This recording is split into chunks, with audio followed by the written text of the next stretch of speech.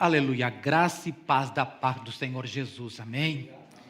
Tudo o que acontece em nossa vida é uma questão de perspectiva, a forma como nós estamos enxergando as coisas. Eu me lembro, por exemplo, que quando eu era pequeno, para mim a pessoa mais forte do mundo era meu pai. Na minha perspectiva de criança, olhar para o meu pai era ver um homem forte.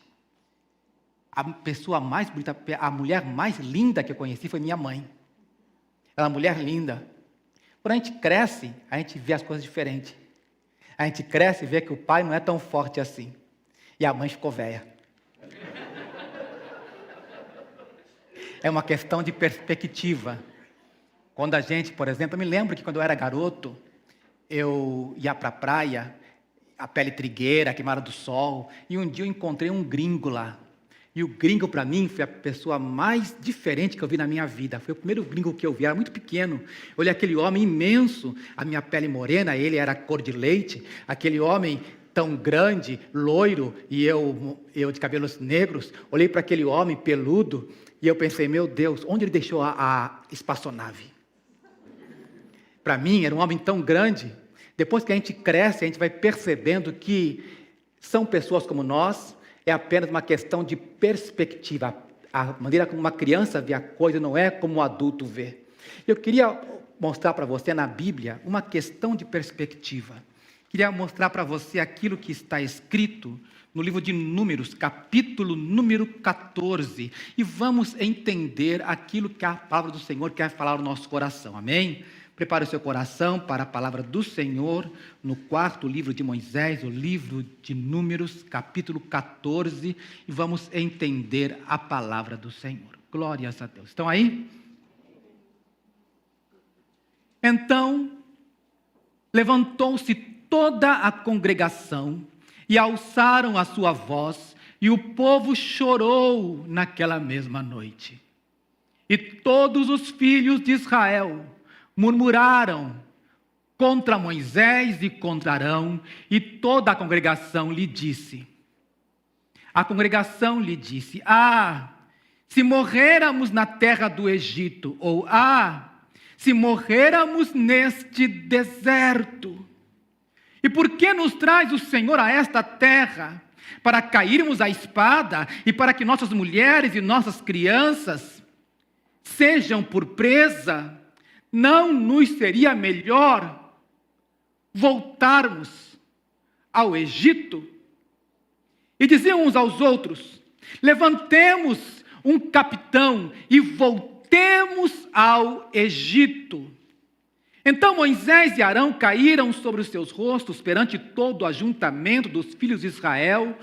E Josué, filho de Num, e Calebe, filho de Jefoné, dos que espiaram a terra, rasgaram os seus vestidos. E falaram a toda a congregação dos filhos de Israel, dizendo: a terra pelo meio da qual passamos a espiar é terra muito boa. Vamos dizer juntos, muito boa? Muito boa. É terra muito boa. Se o Senhor se agradar de nós, então nos porá nesta terra e nola dará, terra que mana leite e mel.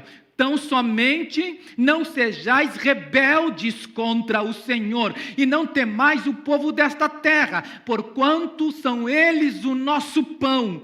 Retirou-se deles o seu amparo, e o Senhor é conosco. Não temais. Aleluia. Palavra do Senhor. Deus Pai, eu quero te agradecer nesta noite por aquilo que estamos, Senhor meu Deus, lendo e percebendo, Pai, no ar. Rogamos, Deus querido, que Teu Espírito Santo nos instrua, fala ao nosso coração, meu Deus, deixa-nos absorver a Tua palavra, enche o nosso coração, Pai, de certeza, Senhor, de que o Senhor está conosco. Obrigado, Deus querido, por Tua presença. Nós te louvamos em nome de Jesus. Amém, amém. Você sabe, sente-se exaltando, adorando o nome do Senhor nosso Deus. Graças a Deus. O que acabamos de ler é o resultado da apresentação de um relatório desastroso. É algo que é a reação do povo de Israel em razão de uma apresentação, de uma situação que era uma questão de perspectiva. O povo de Israel havia saído do Egito e tinham uma esperança no seu coração de chegar à terra prometida. O que nós vemos nessa passagem, irmãos, nos mostra claramente que eles ficaram desesperados por aquilo que eles ouviram. Eles haviam ouvido um relatório que eu chamei de calamitoso, desastroso, porque não era aquilo que eles estavam esperando. Eles estiveram aguardando na região de Cádiz, ali no deserto de Parã. Eles haviam esperado por cerca de 1 mês e meio, para ser exato 40 dias, aguardando homens que eles haviam enviado para a terra de Canaã.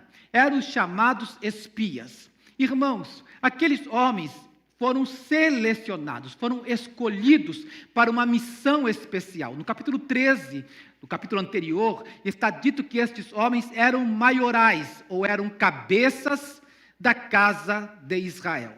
Eram pessoas, cada um deles representava uma tribo, não era qualquer um. Como maioral, era o melhor na acepção de sua capacitação, de sua competência. Eram homens que eram conhecidos como líderes, príncipes do seu povo. Não eram príncipes por razão de herança, eram príncipes por razão de capacidade. Eram escolhidos pelo povo por saber que eles tinham a sua importância na ordem do dia. Irmãos, quando Deus nos chamou, nos escolheu, estou aqui com pessoas que posso chamá-los de príncipes e princesas, que estão assentados na casa do Senhor, que foram escolhidos por Deus para uma missão especial. E essa missão cabe a nós, ao espiarmos a terra, trazermos um relatório seguro do que nós temos percorrido e visto com os nossos olhos. Irmãos, nós vemos pela palavra do Senhor que estes homens, estes 12 homens, passaram aqueles 40 dias observando a terra, e foram de região a região, foram de lugar a lugar, e perceberam algo. O relatório era positivo numa primeira análise. A terra era muito boa. A análise última era que aquele lugar, ou a primeira análise, era que o lugar era muito bom, não havia queixa. Porém, irmãos, quando eles retornaram, 10 deles, portanto a maioria, e eu quero dizer algo para você, existe uma adagem popular que diz por aí, e eu tenho que discordar, que a voz do povo é a voz de Deus. Não. Há um outro que diz que a voz da maioria está sempre certa. Também não é, não nesse contexto, porque quando nós observamos aqueles 10 homens, chegaram com relatório que dizia, a terra é muito boa, porém, o povo que habita ali, quando nós chegamos do versículo 33 do capítulo 13, o último versículo do capítulo que antecede ao capítulo da nossa leitura, diz-nos, também vimos ali gigantes, filhos de Enaque, descendentes dos gigantes, e éramos aos nossos olhos como gafanhotos, e também éramos aos seus olhos. Irmãos, a perspectiva deles é a perspectiva de inseto. A perspectiva deles é a perspectiva de gafanhoto. Eles estavam dizendo que eles, ao olharem para aqueles homens que eram daquela terra, eles os viam como gigantes. Eles olhavam, nós somos gafanhotos. E eles estão olhando para nós, estão nos vendo também como gafanhotos. Nós não temos condições nenhuma de conquistarmos a terra. Primeira análise, a terra é boa. Em última análise, eles não tinham condições de alcançar a terra, de conquistá-la, porque eles se sentiam inferiores devido aos gigantes. Irmãos, hoje no mundo está acontecendo uma guerra que todos falam por aí. A extinta União Soviética, agora apenas a Rússia, tomou a iniciativa de invadir a Ucrânia. A União Soviética extinta não existe mais, porém a Rússia preservou o arsenal daquela União. E é 10 vezes superior à Ucrânia, que entregou as suas armas nucleares. Não há condições. Aos olhos dos russos, os ucranianos são praticamente gafanhotos, mas eles não se veem assim. Os ucranianos tomaram uma postura digna para que eles pudessem preservar a sua liberdade e soberania nacional. Eles decidiram tomar iniciativa de fazer frente aquilo que os russos têm dito que é uma operação militar, mas que é tratado, como todos sabem, como uma guerra. Eles decidiram: nós vamos ficar na terra, nós vamos fazer frente ao ataque dos russos, nós não vamos desistir. Mulheres e crianças saíram do território, mas os homens, a maioria deles, a grande maioria, tomou a decisão firme: nós vamos conquistar, nós vamos vencer os russos. E o impressionante, irmãos, é que eles estão no meio de uma situação crítica. Há inverno no país, a situação é de frio, não há eletricidade em algumas cidades. Isso quer dizer que não há calor, não há como aquecer-se. E eles estão lutando bravamente. Eles estão com uma postura, uma perspectiva de vencedores. E eu tenho que exaltar a nobreza do caráter dos ucranianos, porque eles, sendo minoria, entenderam: nós vamos lutar e vamos vencer como se maioria fôssemos. Nós vamos lutar e vamos alcançar o nosso propósito de defender a nossa terra. Uma questão de perspectiva. Quando eu olho essa situação, eu vejo, irmãos, que o povo de Israel, naquele momento histórico da tomada de Canaã, eles tomaram uma decisão diferente. A conquista foi feita, ou melhor, o processo de libertação foi feito em 3 etapas. Era o Egito, era o deserto e era Canaã. Eles ultrapassaram, saíram do Egito, foram para Canaã, e chegando ali, eles tinham que chegar à última etapa, a etapa final de conquista, que era entrar na terra. Mas eles fizeram, ao ouvir o relatório, algo diferente. Irmãos, eu não sei o que você tem ouvido por aí. Eu não sei como é que você ouve e capta as notícias, como você interpreta. Eu não sei se você está vendo o teu problema como um gigante e você se vê como um gafanhoto na situação. Quando nós olhamos as situações, nós pensamos: eu não vou vencer, não tenho como conquistar.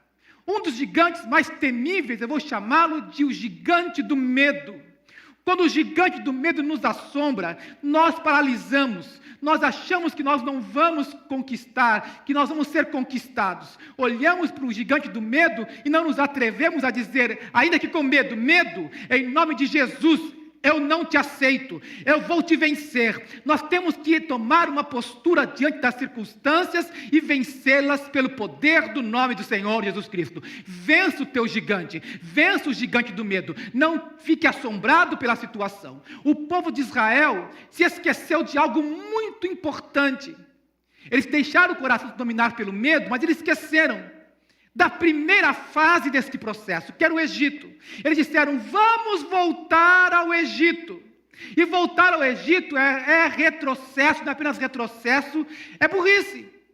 Nós não entendemos, irmãos, o que a palavra do Senhor nos diz. Eles haviam esquecido de algo muito importante. O que eles esqueceram? Eles esqueceram que eles já haviam saído de lá, feito uma viagem longa, uma viagem que demoraria cerca de 11 dias, do Horebe, do Monte Sinai até Cádiz, 11 dias apenas, uma jornada de 11 dias. Porém, o trajeto inteiro, desde o delta do Nilo, onde eles estavam, até Canaã, eles demorariam cerca de, no máximo, 1 mês. E para estendermos, se eles fossem muito lentos, ficar as paradas, no máximo 3 meses. No entanto, o que aconteceu foi que eles, embora fosse uma multidão numerosa, a Bíblia nos fala que havia cerca de 603.550 homens de pé, prontos para a guerra, acima de 20 anos de idade. Se nós formos acrescentar mulheres e crianças, e aqueles que não estavam preparados para a guerra, teremos cerca de 2,5 milhões a 3 milhões de pessoas. É muita gente. Aquela maioria de pessoas, aqueles cerca de 3 milhões de pessoas, no máximo, estavam diante de um processo. Ou nós invadimos, ou nós entramos, ou nós recuamos. E eles fazem diferente dos ucranianos. Eles preferem recuar. Eles estão com medo. Eles ouviram o relatório: a terra é boa, mas há gigantes na terra. E eles temem, querem voltar para o Egito. E quando eu penso em voltar para o Egito, não há como esquecer o que aconteceu lá. Vamos recordar um pouquinho. Vamos para Êxodo capítulo 1, versículo 14. Êxodo 1,14 nos mostra a situação do povo de Israel no Egito. A situação era a seguinte: os egípcios amargaram a vida do povo hebreu. Amargaram a vida com dura servidão, em barro e em tijolos, e com todo o trabalho no campo, com todo o seu serviço, em que os serviam com dureza. Era trabalho duro, que eles estavam ali escravizados. Eles esqueceram disso, mas esqueceram uma coisa muito mais importante ainda, que não foi Deus simplesmente que agiu por sua soberania e graça. Não, houve algo que antecedeu ao agir de Deus. Êxodo, capítulo número 2, capítulo seguinte, versículos 23 a 25, vamos entender o que aconteceu ali. Porque quando morre Faraó, quando morre o rei do Egito, está lá do Senhor o seguinte: aconteceu depois de muitos destes dias, morrendo o rei do Egito, que os filhos de Israel suspiraram por causa da servidão e clamaram. O seu clamor então subiu a Deus por causa da sua servidão. O que houve aí? Houve um clamor. Eles clamaram a Deus. Quando nós clamamos a Deus, nós abrimos a oportunidade para que Deus haja. Quando a igreja clama, Deus responde. Quando nós anunciamos as nossas debilidades, quando apresentamos nossos gigantes para Deus, Deus sempre resolve. O povo egípcio eram os escravizadores, eram os opressores de Israel, mas eles oraram: chega, agora que morreu esse faraó, nós não vamos permitir mais ficarmos escravos, vamos orar, vamos clamar. E o povo levantou um clamor, e quando o povo levantou um clamor, Deus ouviu a sua oração, e quando eles foram atendidos, Deus levanta Moisés, Deus levanta o libertador, tira o povo do Egito. Houve um dia em nossas vidas que nós também estávamos escravizados. Satanás, como faraó, oprimia as nossas vidas. Mas nós clamamos ao Senhor por misericórdia. Ou talvez nem clamamos, na sua misericórdia, Deus ouviu a necessidade de nossa alma e nos libertou, nos trouxe libertação. Já saímos do Egito e estamos agora naquilo que eu vou chamar de processo de deserto. O deserto é um processo de expurgo, é um processo de purificação. No deserto, Deus trata conosco. E no deserto, Deus queria tratar com aquele povo. Deus queria aliançar-se com eles. E Deus tinha que tratar com o povo no deserto. Vamos ver o que aconteceu no segundo processo, saída do Egito, deserto agora. No deserto você vai perceber o seguinte, que ali no deserto, Deus dá alguns avisos. Eu quero primeiro fazer menção da carta aos Coríntios, primeira carta, capítulo número 10, versículos 10 a 12. Primeira carta aos Coríntios, capítulo 10, versículos 10 a 12, para que nós entendamos que aquilo que estamos falando também é neotestamentário. Vamos perceber que Deus está nos avisando, está nos antecipando que o que aconteceu com o povo de Israel acontece conosco também. E Deus diz na sua palavra: não murmureis, como também alguns deles murmuraram e pereceram pelo destruidor. Ora, tudo isto lhes sobreveio como figuras e estão escritas para aviso nosso, para quem já são chegados os fins dos séculos. O que você está assistindo no mundo é sinal de fim dos tempos. E Deus está nos mostrando o que aconteceu com o povo no deserto. É um sinal para nós, é um aviso para nós entendermos esta primeira grande lição para sairmos do deserto. Não murmuremos, não murmure. Há um velho cântico que diz: ao invés de murmurar, cante. Cante um hino ao Senhor. Vamos aprender que antes de murmurar, devemos orar ao Senhor. Quando nós oramos, nós não damos atenção àquilo que eu chamo de murmuração, que é a insatisfação da alma. Quando a alma está insatisfeita, ela reclama. Ela acaba murmurando. E nós, quando murmuramos, perdemos a perspectiva das coisas. Vemos as coisas terrenas muito mais claras do que aquelas que são as celestiais. E nós perdemos a visão dos céus. Irmãos, não murmuremos. Vamos aprender pela palavra do Senhor hoje aqui, que nós estamos em uma situação bastante boa, mas o quadro pode piorar. Quando nós olhamos a situação da Ucrânia, eles tinham muitos motivos para murmurar. As pessoas perderam seus lares, perderam as suas casas. Não há gás de cozinha. Não há eletricidade em algumas cidades. Cidades foram tomadas. O que está acontecendo ali é que mulheres estão chorando, os seus maridos estão viúvas, crianças estão sem seus pais. Há uma situação pior, porque é inverno, o frio está deteriorando as forças, porém eles estão determinados, numa perspectiva de vitória, a não permitir que os russos continuem invadindo. É algo tão importante que nós entendamos que há desdobramentos no que está acontecendo no mundo. Pode alcançar uma situação global, pode abater a economia do mundo. E nós precisamos compreender, irmãos, que nossa situação aqui ainda é uma situação muito confortável. Nós não estamos refugiados.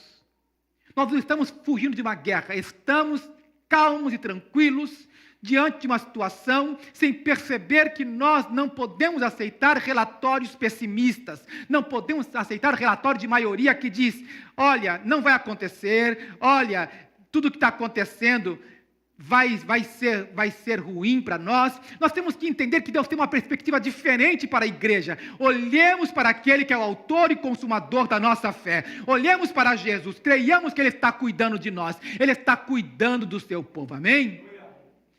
No deserto nós temos também uma outra perspectiva, que deserto é lugar para disciplina e para dependência. Deuteronômio 8, versículos 2 a 3. Deuteronômio 8, versículos 2 a 3. Deuteronômio 8 nos fala, versículo 2, que lembrarás de todo o caminho pelo qual o Senhor teu Deus te guiou no deserto esses 40 anos, para te humilhar e te tentar para saber o que estava no teu coração, se guardarias os seus mandamentos ou não. E te humilhou, e te deixou ter fome, e te sustentou com maná que tu não conheceste, nem teus pais o conheceram, para te dar a entender que o homem não viverá só de pão, mas de tudo que sai da boca de Deus. Tudo o que sai da boca do Senhor viverá o homem.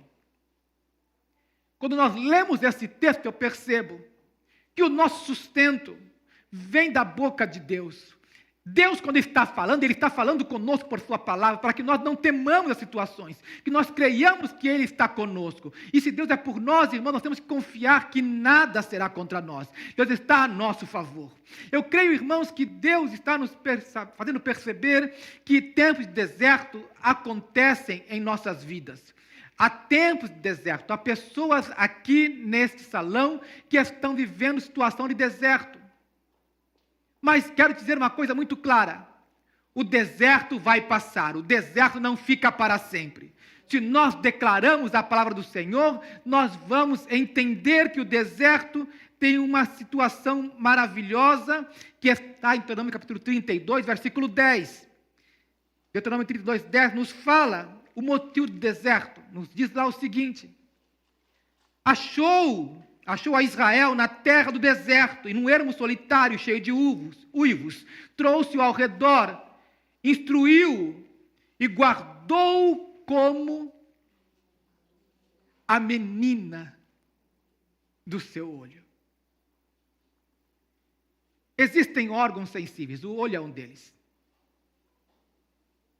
Basta que caia um cisco e você logo tenta resolver o problema. Porque o olho é um lugar sensível. Deus está dizendo que Ele entende, Ele cuida de nós como a menina dos seus olhos, como a sua pupila. Deus está cuidando de nós. Cuidou de Israel no deserto como Deus cuida do seu povo. Ele estará cuidando de nós. Entendamos que nunca há deserto no qual nós passemos sozinhos. Deus está conosco no meio da nossa dificuldade. Ele está presente, Ele está cuidando de nós. Amém? Posso ouvir um amém? Deus está cuidando de você no meio da sua luta. Aleluia. Agora, irmãos, a parte mais difícil vem quando nós, ao invés de cantarmos ou orarmos, nós murmuramos. E nós damos ouvidos ao relatório pessimista. nós prolongamos o deserto. E o deserto prolongado é o que a palavra nos fala no capítulo 14, dizendo o seguinte, dizendo para nós que Deus se aborrece com eles. Assim como eles tiveram 40 dias espiando a terra, será 1 ano para cada dia. Vocês vão ficar 40 anos dando volta no deserto, vão ficar no deserto, não vão sair daí até que essa geração se acabe e a outra geração se levante. Então está dizendo para nós que há uma situação para escapar do deserto quando nós assumimos uma postura diferente, a postura dos 2 espias, que são Caleb e Josué. Quando Caleb e Josué perceberam, no versículo de número 6, do capítulo de número 14, diz assim: e Josué, filho de Nun, e Caleb, filho de Jefoné, dos que espiaram a terra, rasgaram os seus vestidos e falaram a toda a congregação dos filhos de Israel, dizendo: a terra pelo meio da qual passamos a espiar é terra muito boa. Uma questão de perspectiva. Conta-se que uma certa empresa enviou para a África 2 vendedores de sapatos, um para cada região diferente.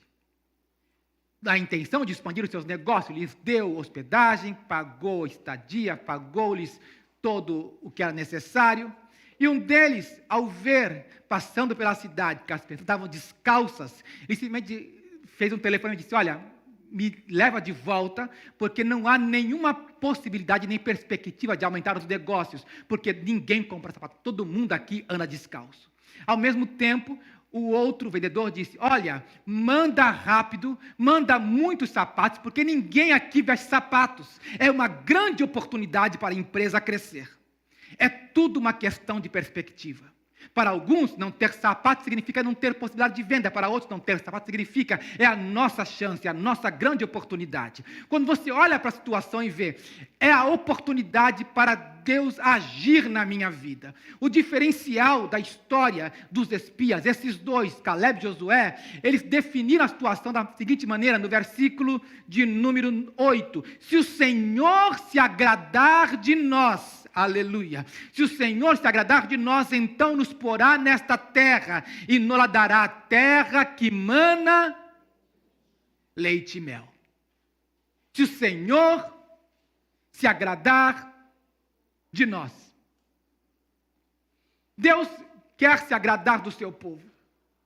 Deus quer fazer coisas diferentes em nosso meio. Eu penso, irmãos, que chegou a hora de nós vencermos todos os gigantes que estão diante de nós. Eu sei que nós estamos confortavelmente sentados, aguardando alguma coisa acontecer. E talvez nada aconteça se nós não tomarmos uma postura diferente, postura de guerreiros, uma atitude nobre diante do Senhor. Vamos agir, vamos nos levantar, vamos tomar a posição de vencer as nossas guerras. Deus está conosco, Deus está a nosso favor, Ele luta por nós, amém? Nesse momento, eu creio que Deus quer fazer muitas coisas. Deus quer agir na igreja, quer operar na igreja. Ele quer agir, mas nós precisamos entender que para chegar a Canaã, nós temos o processo do deserto. E o deserto é um lugar onde nós podemos ficar muito tempo, por muitos anos, ou podemos sair rapidamente, dependendo da perspectiva. Como nós estamos vendo a situação. Como você vê a situação? Você vai decidir ouvir a voz da maioria, que muitas vezes é negativa, é pessimista, ou você vai ouvir a voz da palavra do Senhor, que nos diz do que nos alimentamos. Nós alimentamos da palavra que sai da boca de Deus. Nós não vamos dar ouvidos às vozes do mundo. Vamos dar ouvido àqueles que voltaram para o Egito, que regressaram à vida velha. Vamos dar ouvido à palavra do Senhor. Esta palavra é eficiente, é eficaz e verdadeira. A palavra do Senhor permanece para sempre. É nela que nós nos firmamos e nos fortalecemos. Aleluia. Há relatórios de que Deus está agindo na Ucrânia. Parece algo inacreditável que um país tão pequeno pudesse resistir tanto tempo. Para a Rússia, em 3 dias, a situação estaria resolvida. Porém, eles estão lutando bravamente por mais de 9 dias já. Estão com a certeza no coração de que não vão se entregar. Isso pode piorar a situação mundial, porém eles têm a decisão de não se renderem, não há possibilidade de rendição.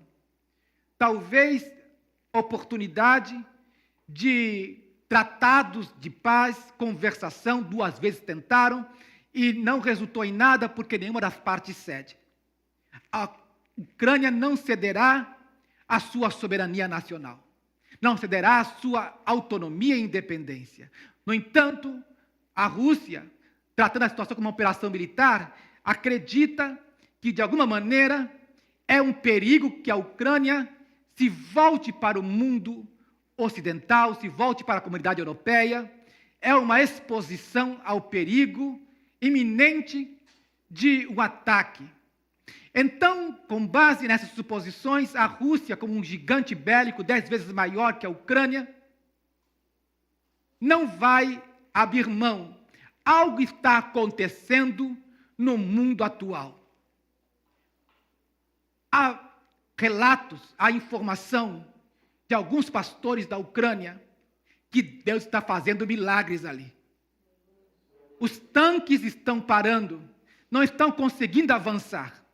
O povo tomou a posição de usar o que tem para se defender. Coquetel Molotov ou às vezes o próprio corpo. Multidões vão fechando as ruas, impedindo que os tanques avancem. Eles estão dando a própria vida para não ceder ao gigante chamado Rússia.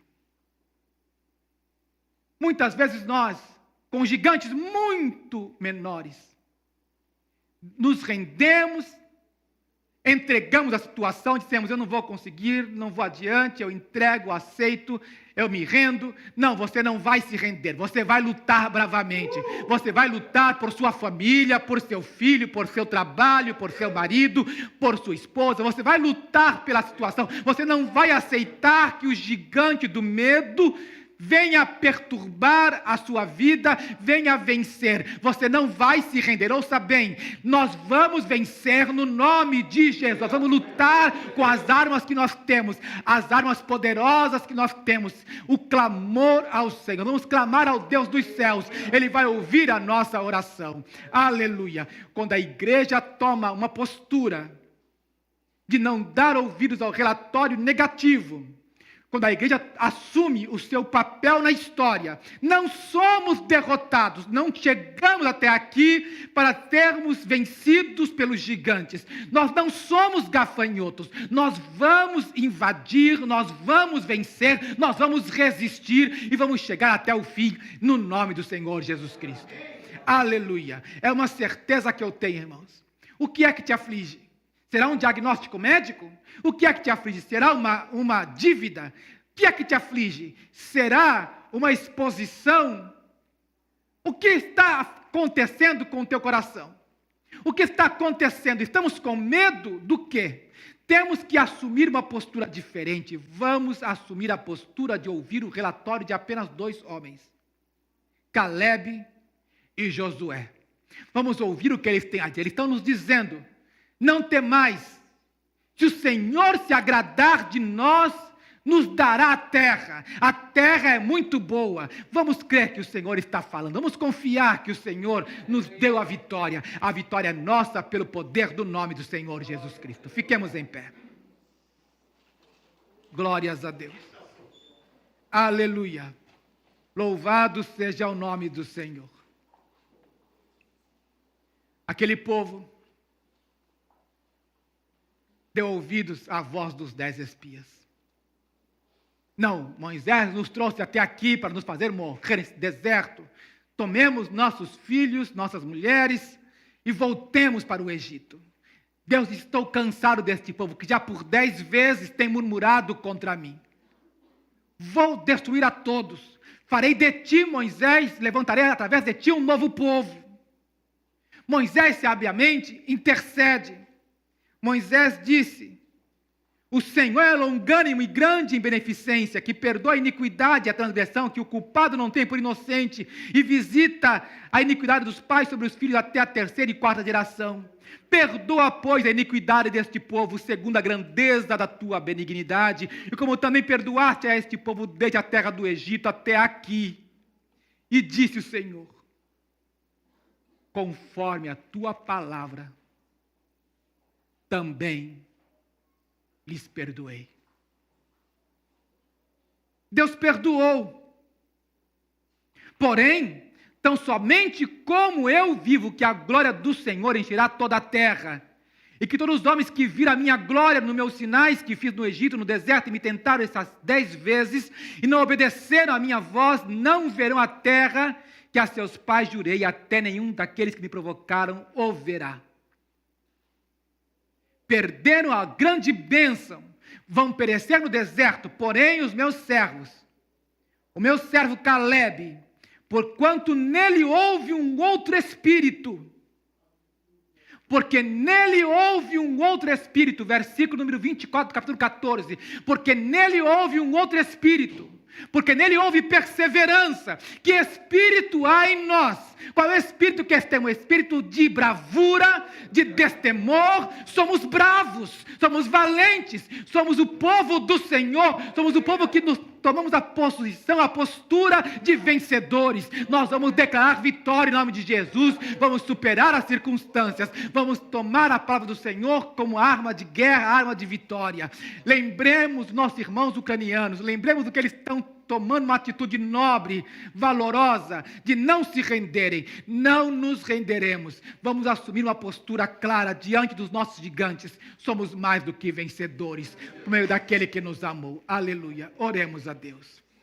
Quero orar ao Senhor, quero levantar um clamor em favor do leste europeu.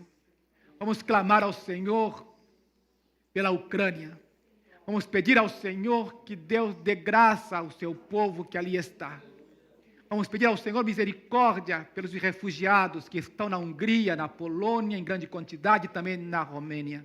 Vamos pedir ao Senhor que o Senhor esteja abrindo portas de negociação, de negociações de paz. Vamos pedir ao Senhor que o Senhor haja no meio dessa calamidade. Oremos a Deus.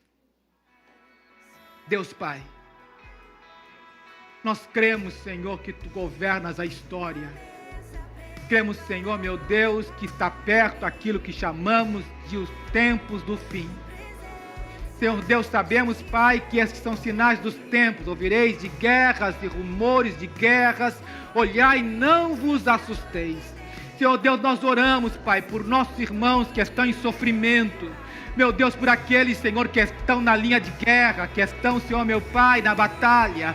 Oramos, meu Deus, pelos jovens ucranianos, Senhor, meu Deus, que são pais de família, por jovens, Senhor, meu Deus, que ainda não constituíram família, mas que estão lutando bravamente por seu país. Rogamos, meu Deus, para que o Senhor preserve a vida, Senhor, meu Deus, da maioria deles, Pai. Meu Deus querido, meu Pai, entra, Senhor, meu Deus, com intervenção, meu Deus, daquele território, meu Pai, impede o avanço russo, Pai, trata, Senhor, meu Deus. Rogamos, meu Pai, que o Senhor proteja a vida, meu Deus, do presidente da Ucrânia. Pai, nós rogamos, Senhor, meu Deus, que o Senhor, meu Pai, o proteja de qualquer atentado, guarda a vida dele, Senhor, meu Deus, protege o Senhor como a menina dos teus olhos.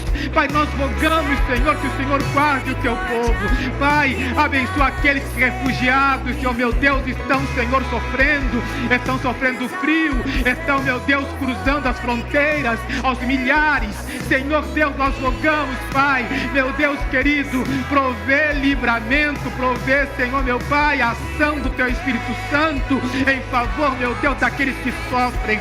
Pai, nós pedimos, Senhor, em nome de Jesus, Pai, age, Senhor, opera, meu Deus. Nós clamamos, meu Pai, ó Deus, tem misericórdia do presidente, Senhor. Meu Deus, nós rogamos por Zelensky, nós rogamos, Senhor, meu Deus, que o Senhor guarde a vida dele, que o Senhor, meu Deus, o proteja. Pai, Pai querido, eu sei, Senhor, meu Deus, que eles estão em grande desvantagem. Meu Deus, eles estão são pequenos, meu Deus, mas não estão abandonados. Se o Senhor, meu Pai, agir, meu Deus, age, Senhor, com a tua mão poderosa. Pai, meu Deus, preserva o teu povo, Senhor, a tua igreja, Pai, que está na Ucrânia. Pai, nós rogamos em nome de Jesus, Senhor, meu Deus, tem misericórdia das crianças, Senhor, meu Deus, das grávidas, Pai. Nós rogamos, Senhor, meu Deus, pelas crianças que estão nascendo, meu Deus, dos porões, meu Pai, que estão nascendo, meu Deus, nas estações, Senhor, nos subterrâneos, Pai. Meu Pai, nós rogamos, Senhor, que o Senhor, meu Deus, dê saúde para estas mães. Nós rogamos, Pai, que o Senhor provê de alimentos, Senhor, em quantidade, Senhor, para aqueles, Senhor, meu Deus, que estão abrigados, meu Deus, dentro do território da Ucrânia. Pai, nós rogamos em nome de Jesus, Senhor, meu Deus, impede o avanço russo, Senhor. Pai, em nome de Jesus, Senhor, meu Deus, nós rogamos a tua bênção, Pai. Guarda, Senhor, guarda o leste europeu, Pai. Guarda, Senhor, meu Deus, a Romênia. Guarda a Polônia, guarda a Hungria, Senhor. Guarda, Senhor, meu Deus, os países, Senhor, meu Deus, que estão, Senhor, abrigando os refugiados. Pai, nós rogamos, Senhor, em nome de Jesus, Senhor, que o Senhor, meu Deus, traga, Senhor, meu Deus, entendimento à comunidade mundial. Nós rogamos porque entendemos, Pai, que a oração do teu povo, Senhor, meu Pai, pode mudar situações. Em nome de Jesus, Senhor, Pai, nós também oramos pelos nossos gigantes, pelos nossos enfrentamentos. Nós rogamos, Senhor Deus, em nome de Jesus, que o Senhor, meu Deus, venha agir, Senhor, meu Deus, em nossas vidas, Pai. Livra-nos de todo mal, abençoa a igreja, Senhor. Guarda-nos, Senhor, meu Deus, eu rogo a tua bênção, Pai, sobre o teu povo, meu Deus, crendo, Pai querido, que o Senhor nos dá a vitória, pelo nome do Senhor Jesus. Muito obrigado, meu Deus, nós te agradecemos, nós te louvamos, te exaltamos, Deus poderoso, no nome de Jesus, a quem pertence a glória, a honra e o louvor, em nome de Jesus, em nome de Jesus. Amém, amém, amém. Que Deus te abençoe. Vamos nos assentar.